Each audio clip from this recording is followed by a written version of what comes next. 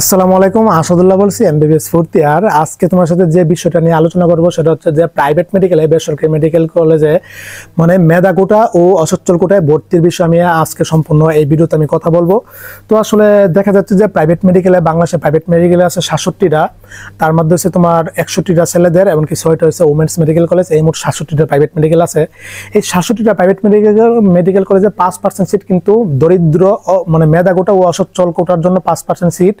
তো যে মেডিকেলে 100টা সিট আছে সেখানে 5 জনকে ফ্রিতে ভর্তি নিবে যাদের মেরিট পজিশন ভালো, এমনকি দরিদ্র। আর হচ্ছে দেখা যাচ্ছে যে যে মেডিকেলে 50টা সিট আছে সেখানে প্রায় 3 জনকে নিবে মেধা কোটায় ও অসচ্ছল কোটায়।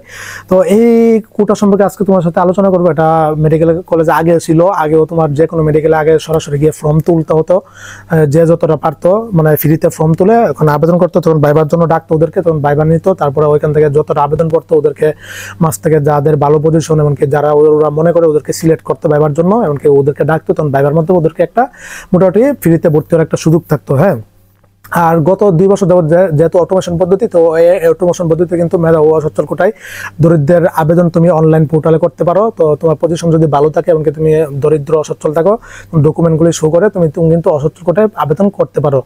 তো মেধা কোটা আর অসচ্ছল কোটা কিভাবে আবেদন করবে এই প্রক্রিয়া সম্পূর্ণ আমি এই বিজ্ঞপ্তি সহকারে কিন্তু পূর্বে ভিডিওতে দেখে দিয়েছি, সেটা দেখে আসতে পারো।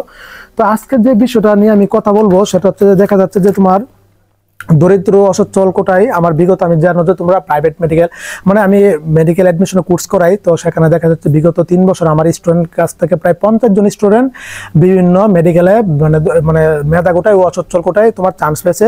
তার মধ্যে আছে দেখা যাচ্ছে যে গত বছর, এর আগের বছর আমার মানে ইব্রাহিম মেডিকেলে, বার্ডে মেডিকেলে আমার এক স্টুডেন্ট চান্স পেয়েছে আলহামদুলিল্লাহ কোর্সের। তারপর হচ্ছে বাংলাদেশ মেডিকেলে এক ছাত্রী চান্স পেয়েছে, তারপর হচ্ছে ন্যাশনালে এক ছাত্রী চান্স পেয়েছিল, তো ওরা এবার মনে হয় ফার্স্ট প্রপ দিতেছে। তারপর হচ্ছে তোমার এনাম মেডিকেলে গত বছর একজন চান্স পেয়েছিল, মানে তাছাড়া আরো অন্যান্য মেডিকেলের মোটামুটি চান্স পেয়েছে। এরকম 50 জন স্টুডেন্ট আমার কোর্সে ছিল।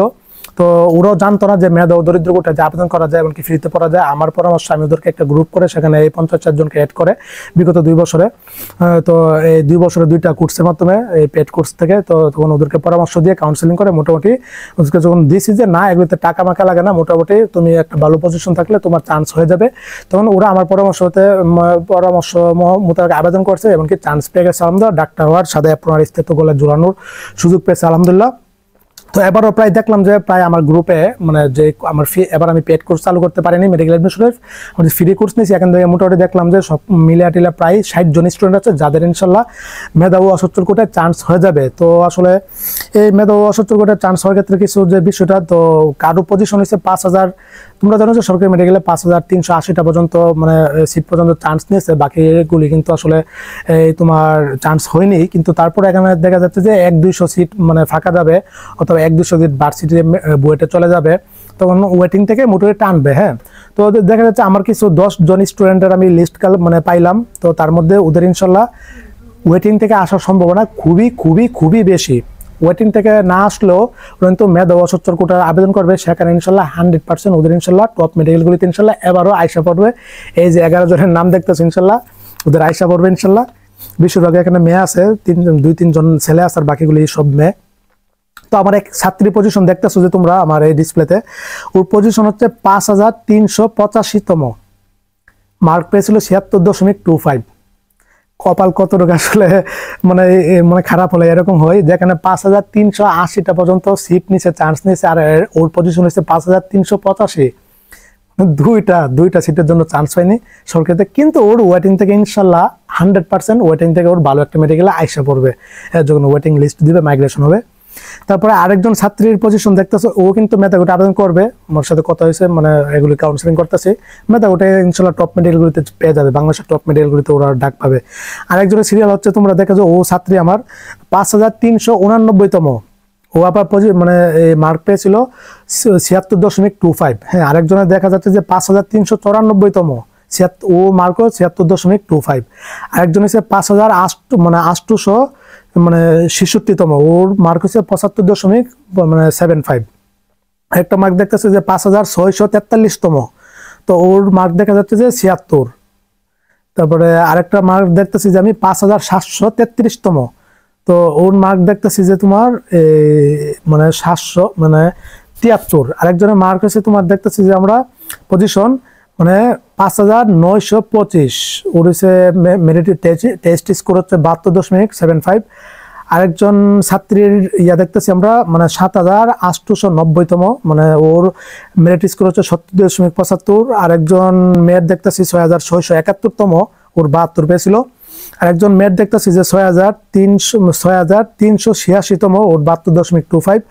আরেকজন মেয়ের দেখতেছি ওর 6,333তম, ওর পজিশন হচ্ছে 75.25।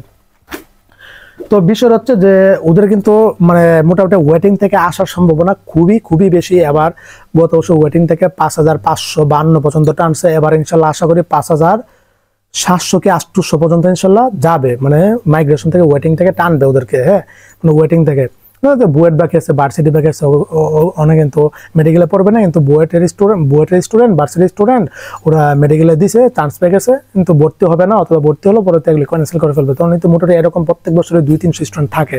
তার মানে তুমি দেখো যে 5,380তম থাকলে এখান থেকে 300 জন স্টুডেন্ট যদি তুমি মাইনাস করো, 5, 6, 7 মোটামুটি 700-800 মতো কিন্তু আবার টানতে মানে যাচ্ছে। মোটামুটি যাদের সিরিয়াল 5,700-800 আছে ওরা মোটামুটি একটু নিশ্চিত থাকতে পারো, ওদের ওয়েটিং থেকে সরকারি মেডিকেল ইনশাল্লাহ আয়সা পড়বে ইনশাল্লাহ। হ্যাঁ, আর এবার মুক্তিযোদ্ধা যে কোটা এখান থেকে দেখলাম যে 193টা নবার জন চান্স পেয়েছে, এখান থেকে যাচাই বাছাই করে দেখলাম যে অলরেডি প্রায় 60-70 জন কিন্তু বাতিল হয়ে গেছে, মানে কাগজপত্র দেখাতে পারেনি। একটা যে বিষয়, ওরা কিন্তু ওয়েটিং এর জন্য অপেক্ষায় থাকবে, তো ঠিকই আছে। ওদের হাতে আরেকটা অপশন আছে, প্রাইভেট মেডিকেল মেধা ওটার জন্য আবেদন করবে। ওদের কিন্তু প্রাইভেট মেডিকেলের টপ মেডিকেলতে ওদের আমি যে 11 জনের নাম বললাম আমার ছাত্রী স্টুডেন্ট, ওদের কিন্তু ইনশাল্লাহ আয়সা পড়বে। হ্যাঁ, আর যাদের পজিশন দেখতেছে যে 5,500 থেকে নিয়ে 6,500 পর্যন্ত আছে, ওরা শিওর থাকে কোনো না কোনো একটা মেডিকেলে চান্স পাবা। 5% সিটে প্রায় 300-র মতো সিট আছে, মানে 350টার উপরে সিট আছে। তো এখানে আবার ভাইবা হবে, যাচাই বাছাই হবে, আর সাথে দরিদ্র মানে কাগজপত্রগুলি অ্যাটাচ মানে তৈরি করে নিয়ে যাবা, নোটারি নিয়ে যেতে পারো, তারপর দরিদ্র মেধা গোটার প্রত্যয়নপত্র নিয়ে যেতে পারো ইউনিয়ন পরিষদ থেকে, বাবা মার যে তোমার সহায় সম্পত্তির এগুলি কাগজপত্রগুলি নিয়ে গেলে জিনিসটা আসলে 100% শিওর থাকতে পারবো যে তোমাকে ওরা চান্স দিয়ে দেবে, যে তো সঠিকভাবে সব তথ্যগুলি দেখাতে পারছো। বাইবাতে আমারই কিছু না, বাইবাতে আসলে তোমার নাম জিজ্ঞাসা হবে, কোথা থেকে আসছো, বাবা মা কি করে, আর কাগজপত্রগুলি নিয়ে গেলে এগুলি একটু দেখবে। তাছাড়া তোমার পজিশনটা দেখবে যে 12 জন করে রাখবে, এমনকি যেগুলিতে 100টা সিট এগুলিতে 20 জনকে ব্যবহার জন্য রাখবে। মূলত ওই 20 জন থেকে দেখবে যে কারা সিরিয়ালে সবচেয়ে ওই 20 জনের মধ্যে আগে আছে, তখন ওদেরকে মূলত টার্গেট থাকবে নেয়ার।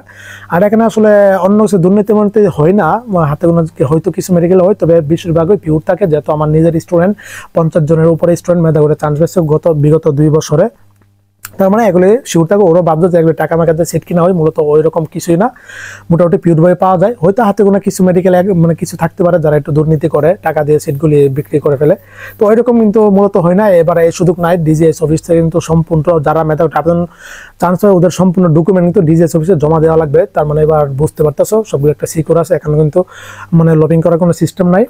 তো তোমরা আবেদন করো, যাদের পজিশন 5,500 মানে 300 থেকে নিয়ে 7,000, 8,000, 9,000 পর্যন্ত আছে, ওরা আবেদন করো, ভাইবার জন্য ডাক পাবে ইনশাল্লাহ।